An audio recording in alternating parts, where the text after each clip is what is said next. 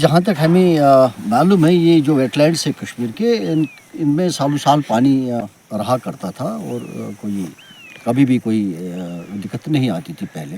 हो सकता क्लाइमेटिकली कुछ चेंजेस हों, उनका असर हो, या कुछ और लापरवाहियाँ हों, जिनकी वजह से अब हम देख रहे हैं कि चाहे शालबुग हो, होकरसर हो, हाईगाम हो, सारे खुश्क पड़े हुए हैं, कहीं पानी नज़र नहीं आ रहा है। और जब पानी नहीं है तो फिर माइग्रेटरी बर्ड्स का यहाँ का आने का सवाल नहीं है।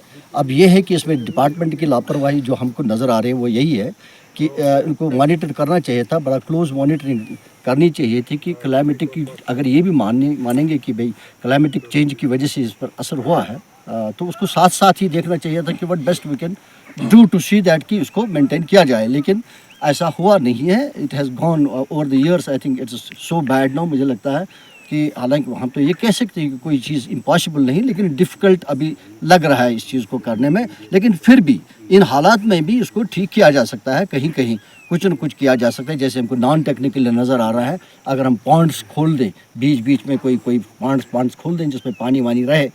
अब चूँकि यहाँ के लोकल जो वाइल्ड लाइफ के लोग हैं, अवेलेबल जो मुलाजमीन हैं, उनसे बात करके हमको ये पता चला उनसे कि कुछ ब्रीचेस हुए हैं, जैसे एजाज साहब ने बता दिया। लेट्स होप कि हालांकि दिख नहीं रहा है ये जो सिचुएशन यहाँ पर है, because instead of seeing birds around we see cattle grazing in this. इसका मतलब इतना हार्ड और ड्राई हुआ है land, but still believing them कि भाई कुछ हो जाएगा। लेट्स होप कि उन्होंने कहा कि 10-15 दिन में यहाँ पानी होगा, पूरा भरा होगा पानी से। लेट्स होप कुछ अच्छा हो जाए, but this is again the responsibility of the department and also, जैसे फायज साहब ने कहा that they have been misleading the public, the government, by saying in the papers कि भाई everywhere there are migratory birds।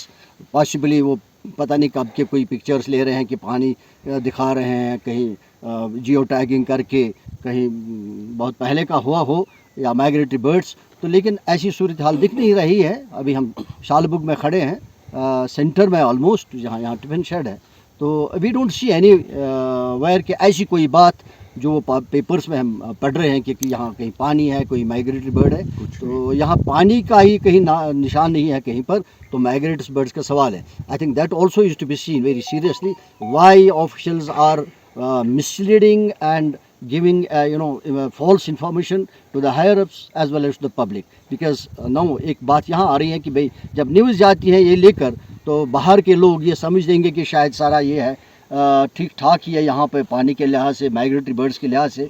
तो if it so happen somebody comes would like to come and visit to this place, considering कि भाई यहाँ news में आ रहा है, तो what will he see?